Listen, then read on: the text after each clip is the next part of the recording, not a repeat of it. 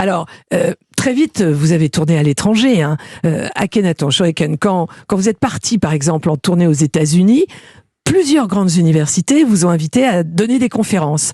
Qu'est-ce qui intriguait les étudiants et les profs, bien sûr, par rapport au rap américain qui lui-même se subdivise en tant de catégories? En fait, quelles étaient leurs questions? Ils voulaient vous faire parler de quoi? Alors, ça a été très différent. C'était varié, ouais. À Columbia, c'était vraiment sur la dissection d'un titre.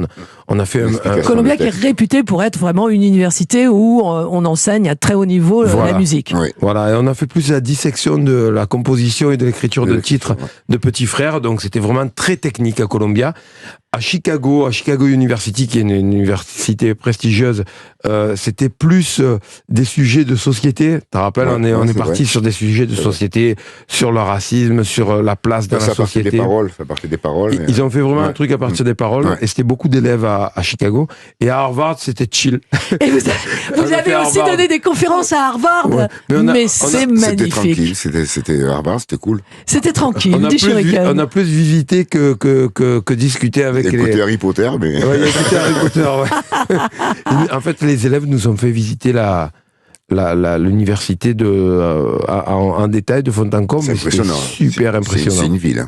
Une ville. Mais c'est extraordinaire parce que toutes les demandes sont parties de la direction de ces universités. Harvard voulait que le groupe IAM se transforme en conférencier. C'est des élèves qui ont demandé. Chicago. C'est des élèves, en fait, des groupements d'élèves qui ont demandé, sachant qu'on jouait dans la ville, qui ont demandé la possibilité pour le groupe de venir faire une rencontre, une conférence. Et c'était plutôt cool parce que justement, ça nous a permis de rencontrer des gens qui sont dans un univers complètement différent. Mais il y avait aussi beaucoup de Français sur le campus qui venaient et qui étaient complètement intrigués qu'on soit là. Ah oui. On a rencontré des professeurs aussi qui utilisaient beaucoup les paroles pour justement toucher les élèves et capter les élèves. Et par contre, c'est ça que je voulais dire, je voulais préciser, on n'a pas rencontré que des universitaires, puisqu'à Miami, c'était une école primaire complètement anglophone qui avait étudié nos paroles et nous a fait un mini-spectacle, c'était magnifique. Tous les élèves nous attendaient à l'extérieur de l'école en chantant la chanson. Et la même chose à Houston. À Houston, c'était que des élèves anglophones. Non mais attendez, c'est une tournée pharaonique. Voilà, justement. Ben non, de rencontres humaines. C'est-à-dire qu'on faisait nos spectacles le soir. De rencontres, ouais. Voilà, on jouait. Une belle tournée. Voilà, on jouait à House of Blues à Houston, mais l'après-midi, on était dans une école avec des élèves filles et garçons qui avaient étudié les morceaux et qui nous ont fait un mini-spectacle pour nous. Je trouvais ça extrêmement touchant. Akhenaton, Shuriken, aucune université française n'a jamais invité IAM à parler musique, société ou politique.